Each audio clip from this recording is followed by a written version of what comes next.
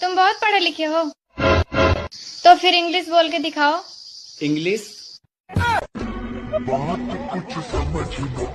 दोस्तों ये वीडियो है अकलतरा के चॉकलेटी बॉय की। पुरानी लकड़ी के बंडल से बिछड़ा हुआ बांस का डंडा लग रहा है लौंडा। इसका नाम है सुमित केलकर चेलकर। बायो में लिख रखा है भाई ने कॉमेडियन सीजी अकलतरा का चॉकलेटी बॉय। अगर ये राजा हो सकता ना भाई, तो मैं भी छत्तीसगढ़ का वित्त मंत्री हूँ। सर सरकारी भर्ती, सर सरकारी भर्ती, सरकारी भर्ती, सर सरकारी भर्ती।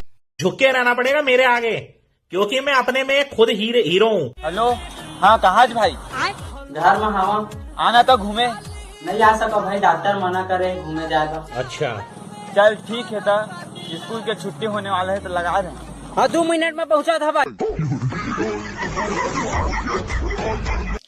सुमित बाबू, जैसे तुम्हारी हरकतें हैं ना, हाथ टूटने के कारण लौंडिया बाजी का सबूत देती है।